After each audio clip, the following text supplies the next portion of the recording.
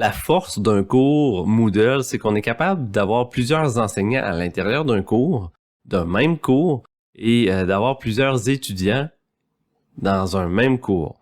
On peut aussi avoir plusieurs groupes d'étudiants et relier nos enseignants à chacun des groupes ou à plusieurs groupes.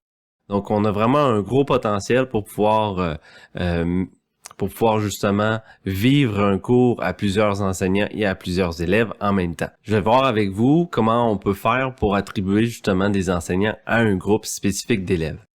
Donc, directement dans la section des participants, vous allez voir que à l'intérieur de ce cours-là, j'ai un enseignant ici et j'ai un autre enseignant ici.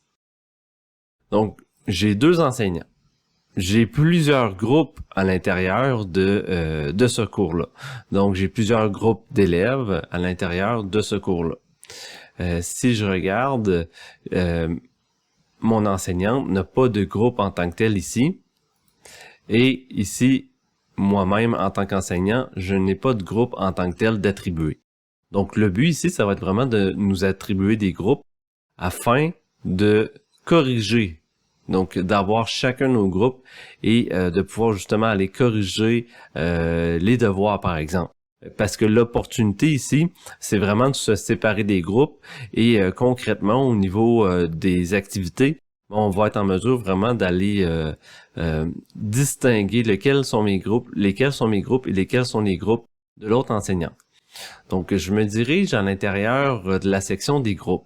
Donc, on clique sur l'administration du cours.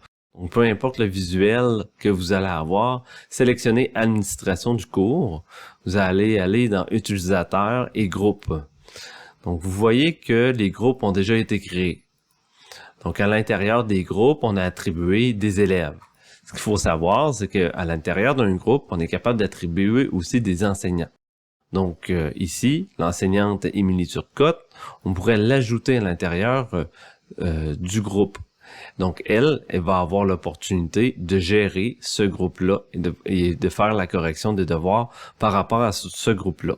Donc, moi, de mon côté, je vais prendre le groupe 2. Donc, on pourrait lui attribuer les groupes impairs et moi les groupes pairs, peu importe. Donc, ça dépend toujours de la situation. Donc, moi, je vais aller m'attribuer le groupe 2, comme c'est ici, et je vais être l'enseignant de ce groupe 2-là. Ce qui veut dire que lorsque je me dirige à l'intérieur d'un cours, si je me dirige dans la section devoirs et que je consulte les travaux, je vais être en mesure d'aller séparer les groupes en fonction de mes groupes. Donc, moi, je me suis attribué le groupe 2. Donc, ici, Moodle considère que mes groupes, c'est le groupe 2. Et dans le groupe 2, on m'apparaît seulement mes élèves, les élèves que j'ai en question par rapport au groupe 2. Donc, si j'attribue un autre enseignant, donc je vais aller inscrire un autre enseignant, c'est ici, comme ça.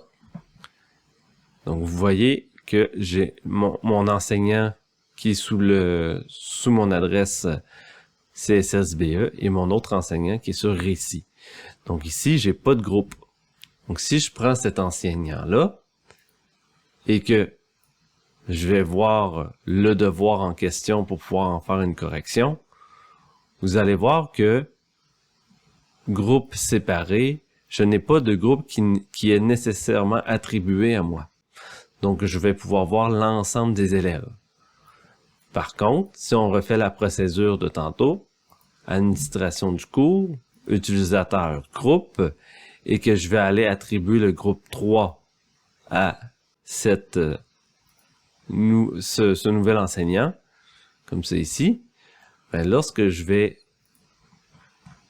actualiser ma page par rapport à ce devoir-là, vous allez voir groupe séparé, mes groupes, groupe 3. Donc, c'est la manière qu'on est capable d'utiliser plusieurs groupes d'élèves et d'y attribuer des enseignants. Donc, on peut gérer un cours Moodle avec plusieurs enseignants et plusieurs groupes.